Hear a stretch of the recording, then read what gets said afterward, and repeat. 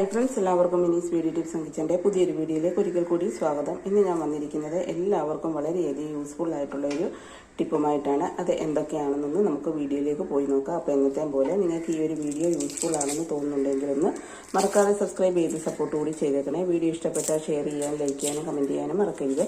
ബെല്ലൈക്കൻ press ചെയ്ത് ഓളെന്ന് കൊടുത്തു കഴിഞ്ഞാൽ എൻ്റെ വീഡിയോയുടെ നോട്ടിഫിക്കേഷൻസ് ഒക്കെ നിങ്ങൾക്ക് കിട്ടുന്നതായിരിക്കും. അപ്പം നമുക്കിനി വീഡിയോയിലേക്ക് പോകാം. നമുക്കെല്ലാവർക്കും ഒഴിച്ചു കൂട്ടാൻ പറ്റാത്ത ഒരു ഐറ്റമാണ് സവാള എന്ന് പറയുന്നത് അല്ലേ. സവാള അല്ലെങ്കിൽ വലിയ ഉള്ളി, അതുപോലെ തന്നെ ചെറിയ ഉള്ളി, ഇതൊക്കെ നമുക്ക് കറികളിലും മിക്ക കറികളിലും നമ്മൾ ഉപയോഗിക്കുന്നതാണ്. പക്ഷേ നമ്മൾ ഇതൊക്കെ ഉപയോഗിച്ച് കഴിഞ്ഞാൽ ഇതിൻ്റെ ആ ഒരു പുറത്തെ തൊലിയാണെങ്കിൽ നമ്മൾ വെറുതെ വലിച്ചെറിഞ്ഞ് കളയുകയാണ് ചെയ്യുന്നത്. അപ്പോൾ ഈ ഒരു ടിപ്പ് കണ്ടു കഴിഞ്ഞാൽ നിങ്ങൾ ഒരിക്കലും ഈ ഒരു ചെറിയ ഉള്ളിയുടെ ആണെങ്കിലും വലിയ ഉള്ളിയുടെ ആണെങ്കിലും തൊലി നിങ്ങൾ കളയില്ല. അപ്പോൾ അതെന്താണെന്നൊന്ന് കണ്ടു നോക്കാം. അപ്പോൾ ഇതാ ഞാനിവിടെ ഏകദേശം ഒരു 3-4 ഉള്ളിയുടെ തൊലി എടുത്തിട്ടുണ്ട്. ഇത് നമ്മൾ വെയിലത്ത് വെച്ച് ഒന്ന് ഉണക്കിയെടുത്താണ്. കാരണം ഈ ഒരു സവാളയ്ക്ക് ഒരു ചെറിയ നനവ് പോലെ ഉണ്ടാവുമല്ലോ. അപ്പോൾ ഞാനിത് വെയിലത്ത് വെച്ച് ഒന്ന് ഉണക്കിയെടുത്താണ്. ഫസ്റ്റിൽ നമ്മൾ ഈ ഒരു സവാളയുടെ തൊലി കൊണ്ട് നമ്മൾ ചെയ്യാൻ പോകുന്നത്, നമുക്ക് കൈകളിലും കാലുകളിലും ഒക്കെ പെയിൻ ഉണ്ടാവുമല്ലോ, വേദന, ജോയിൻറ്റ് പെയിന്. അതുപോലെ തന്നെ നമ്മൾ കൂടുതലായിട്ട് ജോലിയൊക്കെ ചെയ്ത് കഴിയുമ്പോൾ ഒരു ഏജൊക്കെ കഴിയുന്നുണ്ടെങ്കിൽ നമുക്ക് ജോയിൻസിനൊക്കെ വേദന വരും. അതുപോലെ ഇപ്പോൾ ഈ ഒരു കൊറോണയൊക്കെ കഴിഞ്ഞതിന് ശേഷം മിക്കവർക്കും ഉള്ള ഒരു പ്രശ്നമാണ് ജോയിൻറ്റ് പെയിൻ എന്ന് പറയുന്നത്. അതുപോലെ വെയിറ്റ് എടുക്കുന്നവർക്കും ഒക്കെ അങ്ങനെയൊക്കെ ജോയിൻറ്റ് പെയിൻ വരുന്നവർക്ക് ഈ ഒരു ഉള്ളിത്തൊലി വെച്ചിട്ടുള്ള ഒരു റെമഡിയാണ് ഞാനിവിടെ ഫസ്റ്റിൽ കാണിക്കാൻ പോകുന്നത്. അപ്പോൾ അതിനായിട്ട് ഞാനിവിടെ ഒരു കോട്ടൻ്റെ തുണി എടുത്തിട്ടുണ്ട്. ഇത് ഞാനൊരു മുണ്ടിൻ്റെ ഒരു തുണി കുറച്ച് കട്ട് ചെയ്തെടുത്താണ്. കോട്ടൺ തുണി തന്നെ ഏത് തുണി വേണമെങ്കിലും എടുക്കാം. അതല്ലെങ്കിൽ നമ്മുടെ ഈ കർച്ചീഫൊക്കെ ഉണ്ടാവില്ല, ടവലൊക്കെ ഉണ്ടാവില്ല, അത് വേണമെങ്കിലും എടുക്കാം. അപ്പോൾ അത് ഞാൻ എടുത്തതിന് ശേഷം ഇതിലേക്ക് നമുക്ക് കുറച്ച് ആവശ്യത്തിനുള്ള ഒരു ഉള്ളിത്തൊലി നമുക്ക് ഇതിലേക്കൊന്ന് ഇട്ട് വെക്കാം. നമ്മളിവിടെ കുറച്ച് മാത്രമേ എടുക്കുന്നുള്ളൂ, ഇതിൻ്റെ ആവശ്യമേ ഉള്ളൂ. അതിന് ശേഷം നമുക്കിത് 4 സൈഡും ഇതുപോലെ കൊത്ത് വെച്ചിട്ട് നമുക്കിതൊന്ന് നന്നായിട്ടൊന്ന് പൊതിഞ്ഞെടുക്കാം.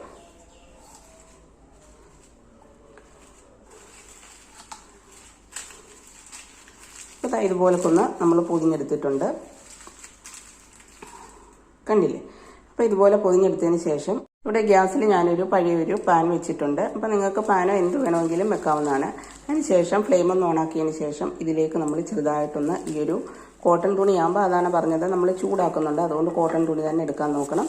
അത് ഇതുപോലെ ഒന്ന് ചൂടാക്കുക. ചെറുതായിട്ടൊന്ന് ചൂടാക്കിയതിന് ശേഷം നമുക്ക് എവിടെയാണോ ജോയിൻറ്റ് പെയിൻ ഒക്കെ ഉള്ളതെന്ന് വെച്ചാൽ അവിടെ ഇതുപോലൊക്കെ നമ്മളൊന്ന് നമ്മുടെ ആ ഒരു പെയിൻ ഉള്ളിടത്തോട്ട് നമ്മളൊന്ന് ഇതുപോലെ വെച്ച് കൊടുത്താൽ മതി. കയ്യിലൊക്കെ ആണെങ്കിൽ ഇതുപോലെ കൈയുടെ പുറകിലൊക്കെ ഒന്ന് നമ്മൾ വെച്ച് കൊടുക്കണം. അതുപോലെ ജോയിൻസ് എന്ന് പറഞ്ഞാൽ കൈമുട്ടിനെ, കാൽമുട്ടിനെ, അതുപോലെ തന്നെ നമ്മുടെ വേദനയുള്ള ഭാഗങ്ങളിലൊക്കെ നമുക്ക് ഇതുപോലെ ഒന്ന് ചെറു ചൂടോടുകൂടി വെച്ച് കൊടുത്തു കഴിഞ്ഞാൽ നമുക്ക് നല്ല റിസൾട്ടായിരിക്കും. വേദനയൊക്കെ മാറി നല്ല റിലാക്സ് ആയിട്ട് നമുക്ക് കിട്ടും. കൈയൊക്കെ പൊക്കാൻ ബുദ്ധിമുട്ടൊക്കെ ഉള്ളവർക്ക് ഇതൊന്ന് ട്രൈ ചെയ്ത് നോക്കുക, നല്ല റിസൾട്ടായിരിക്കും കിട്ടുന്നത്. അടുത്തായിട്ട് ഇതുപോലെ തന്നെ നമ്മളൊരു പാൻ വെച്ചതിന് ശേഷം ഇതേപോലൊക്കെ ഉള്ളിത്തൊലി നമുക്കൊന്ന് ഇട്ട് കൊടുക്കാം. ഉള്ളിത്തൊലി ആവശ്യത്തിനുള്ള ഇതുപോലെ കുറച്ചൊന്ന് ഇട്ട് കൊടുക്കാം. ഇട്ട് കൊടുത്തതിന് ശേഷം ഇതിലേക്ക് നമ്മൾ കുറച്ച് 1 ഗ്ലാസ് വെള്ളവും കൂടി നമ്മൾ ഒഴിച്ചു കൊടുക്കുന്നുണ്ട്. ഒഴിച്ചു കൊടുത്തതിന് ശേഷം ഇത് നന്നായിട്ടൊന്ന് ചൂടായി ഒന്ന് തിളച്ച് വരുന്നിടം വരെ നമുക്കൊന്ന് വെയിറ്റ് ചെയ്യും. അപ്പോൾ നമ്മൾ ഈ ഒരു ഉള്ളിത്തൊലി ഇട്ടതിന് ശേഷം ഇത് നന്നായിട്ടൊന്ന് തിളച്ചിട്ടുണ്ട്. പിന്നെ നമുക്കൊന്ന് ഫ്ലെയിം ഓഫാക്കി കൊടുക്കാം. ഫ്ലെയിം ഓഫാക്കി കൊടുത്തതിന് ശേഷം ഇതൊന്ന് ചെറു ചൂടോട്ട് നമുക്ക് കൈ തൊട്ടാൽ പൊള്ളാത്ത ഒരു രീതിയിലുള്ള ഒരു ചൂടാക്കി നമുക്ക് എടുക്കാം. ഇപ്പോൾ ഞാനിവിടെ ഒരു ഗ്ലാസ്സിലേക്ക് അത് മാറ്റിയിട്ടുണ്ട്. ചെറിയ ചൂട് മാത്രമേ ഉള്ളൂ. നമ്മൾ വിരലിട്ട് കഴിഞ്ഞാൽ നമ്മുടെ കൈ പൊള്ളാത്ത രീതിയിലുള്ള ചൂട് വേണം.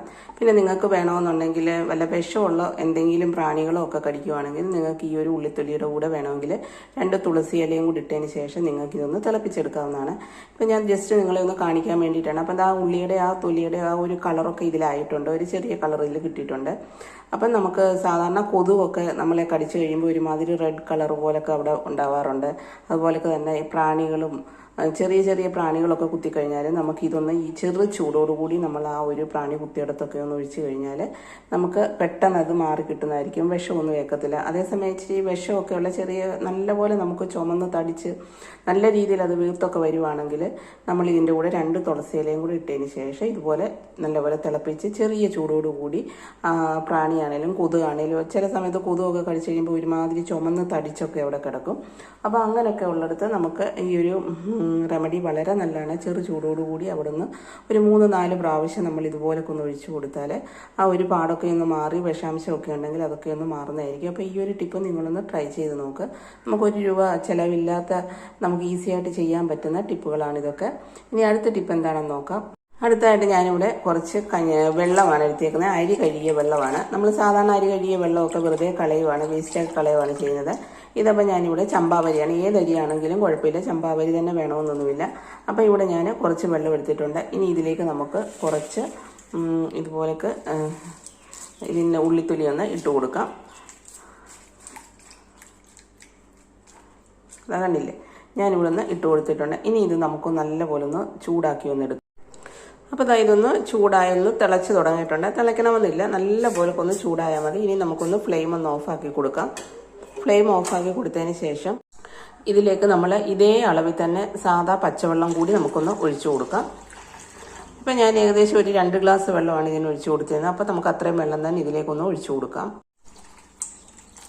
അതിനുശേഷം ഇതെല്ലാം കൂടെ നമുക്ക് നന്നായിട്ടൊന്ന് മിക്സ് ചെയ്ത് കൊടുക്കാം. മിക്സ് ചെയ്ത് കൊടുത്തതിന് ശേഷം ഇതൊന്ന് ആറുന്നിടം വരെ നമുക്കൊന്ന് വെയിറ്റ് ചെയ്യാം. ഇപ്പോൾ ചെറിയ ചൂടേ ഉള്ളൂ, നമ്മൾ പച്ചവെള്ളം കൂടെ ഒഴിച്ചു കൊടുത്തതുകൊണ്ട് അപ്പോൾ പെട്ടെന്ന് നമുക്കിത് ആറി കിട്ടുന്നതായിരിക്കും. അപ്പോൾ ഇത് ആറിയതിന് ശേഷം ഞാനിവിടെ ഒരു സ്പ്രേ ബോട്ടിലേക്ക് ഒന്ന് ആക്കിയിട്ടുണ്ട്. ആറിയതിന് ശേഷം വേണം നമ്മൾ എടുക്കാൻ. വളരെ നല്ലൊരു ഫെർട്ടിലൈസറാണിത്. നമുക്ക് കീടങ്ങൾ പോവാനും അതുപോലെ നല്ലൊരു ഫെർട്ടിലൈസറായിട്ട് നമുക്കിത് ഉപയോഗിക്കാം. സാധാരണ നമ്മളിത് ഉപയോഗിക്കുന്നത് ഡ്രാഗൺ ഫ്രൂട്ട്, അതുപോലൊക്കെ തന്നെ ഓറഞ്ച്, ആപ്പിൾ, മുന്തിരി ഇങ്ങനെയൊക്കെയുള്ള ഫ്രൂട്ട് ഐറ്റംസിനൊക്കെ ഇത് നമ്മൾ ആഴ്ചയിൽ ഒരു പ്രാവശ്യം ഇതൊന്ന് സ്പ്രേ ചെയ്ത് കൊടുത്തു കഴിഞ്ഞാൽ നല്ല റിസൾട്ടായിരിക്കും കിട്ടുന്നത്.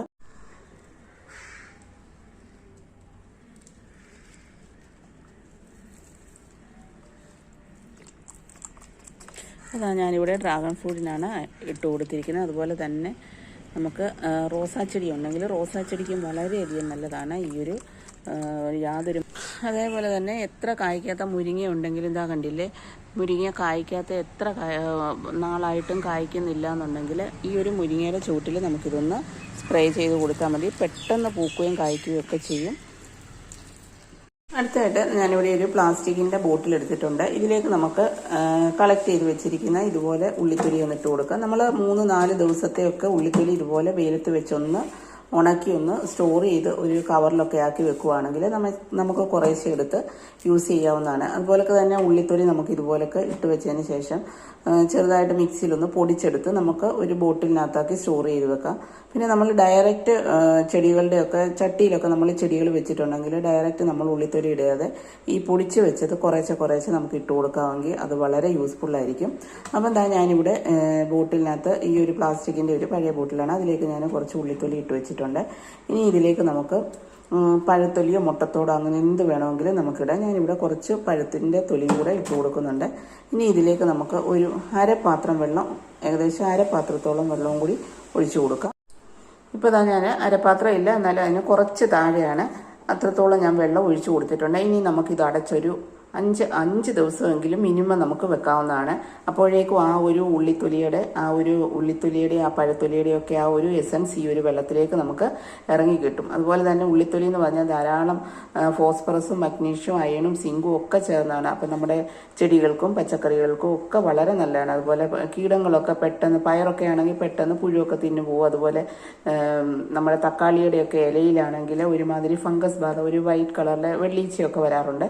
അപ്പോൾ അതിനൊക്കെ നമ്മൾ സാധാരണ വേപ്പും പിണ്ണാക്കൊക്കെ അതൊക്കെ നമ്മൾ പലതരത്തിലുള്ള റെമഡീസ് ഉണ്ടാക്കുന്നുണ്ടെങ്കിലും പക്ഷേ ഈ ഒരു സൊല്യൂഷൻ നമ്മൾ സ്പ്രേ ചെയ്തൊക്കെ കൊടുത്തു കഴിഞ്ഞാൽ നല്ല റിസൾട്ടായിരിക്കും കിട്ടുന്നത്. അപ്പം നമുക്കിത് ഫസ്റ്റിൽ ഇത് നമുക്ക് ഒരു 5 ദിവസത്തേക്കൊന്ന് മാറ്റിയൊന്ന് വെക്കാം. അതിനുശേഷം നമുക്ക് എടുക്കാം. അപ്പോൾ നമ്മളിത് മാറ്റി വെച്ചിട്ട് ഒരു 5 ദിവസം കഴിഞ്ഞിട്ടുണ്ട്. അപ്പോൾ വെള്ളത്തിൻ്റെ ആ ഒരു കളർ തന്നെ നമുക്കൊരു നല്ല ചേഞ്ചസ് ഉണ്ട്. ആ ഒരു എസൻസ് ഒക്കെ ഇതിലേക്ക് ഇറങ്ങിയിട്ടുണ്ട്. ഇനി നമുക്കിതൊരു വേറൊരു ബോട്ടിലേക്കൊന്ന് അരിച്ചെടുക്കാം. അപ്പോൾ ഞാൻ വേറൊരു ബോട്ടിൽ എടുത്തിട്ടുണ്ട്. ഇനി ഇതിലേക്കൊന്ന് അരിച്ചെടുക്കാം. അപ്പോൾ ഞാനൊന്ന് അരിച്ചെടുത്തിട്ടുണ്ട്. നമുക്ക് ഇത്രയും വെള്ളമാണ് കിട്ടിയിരിക്കുന്നത്. ഇനി ഇത്രയും കൂടെ നമുക്ക് ഇതിൻ്റെ കൂടെ പച്ചവെള്ളം കൂടി ചേർത്ത് കൊടുക്കാം. അപ്പോൾ ഞാനിവിടെ ഒരു അരിച്ചെടുത്തതിന് ശേഷം ഒരു സ്പ്രേ ബോട്ടിലേക്ക് ആക്കിയിട്ടുണ്ട്. ഇനി നമുക്കിത് ഫസ്റ്റിൽ നമുക്ക് ഏറ്റവും കൂടുതലായിട്ട് യൂസ്ഫുള്ളായിട്ടുള്ളത് നമ്മുടെ റോസാ ചെടി ഉണ്ടല്ലോ, മുരടിച്ച് പോയ റോസാ ചെടികൾക്ക് വളരെ നല്ലതാണിത്. പെട്ടെന്ന് തഴച്ച് വളരാനും അതുപോലൊക്കെ പൂക്കൾ ഉണ്ടാവാനും ഒക്കെ വളരെ നല്ലതാണ് ഈ ഒരു സൊല്യൂഷൻ. അപ്പോൾ നമുക്കിതുപോലൊക്കെ മുരടിച്ച് നിൽക്കുന്ന ആ റോസാ ചെടികളിലൊക്കെ ഒന്ന് സ്പ്രേ ചെയ്ത് കൊടുക്കാം. എന്താ കണ്ടില്ലേ, റോസാ ചെടി മുരടിച്ച് നിൽക്കുകയാണ്, അതുപോലെ പൂക്കളൊന്നും ഉണ്ടാവുന്നില്ല. അതുപോലെ ഇലകളൊക്കെ പ്രാണികളൊക്കെ കയറി നശിപ്പിച്ച് കളയുവാണെങ്കിലും നമുക്ക് ഈ ഒരു സൊല്യൂഷൻ ഒഴിച്ചു കഴിഞ്ഞാൽ ഇലകളൊന്നും കേടാവില്ല. എല്ലാ ചെടികൾക്കും നിങ്ങൾക്ക് ഒഴിച്ചു കൊടുക്കാവുന്നതാണ്. അപ്പോൾ ഇന്നത്തെ ഈ ഒരു വീഡിയോ നിങ്ങൾക്ക് എല്ലാവർക്കും വളരെയധികം യൂസ്ഫുൾ ആയിരിക്കുമെന്ന് വിചാരിക്കുന്നു. അപ്പോൾ വീണ്ടും പുതിയൊരു വീഡിയോയുമായി വരുന്നിടം വരെ താങ്ക്സ് ഫോർ വാച്ചിങ്.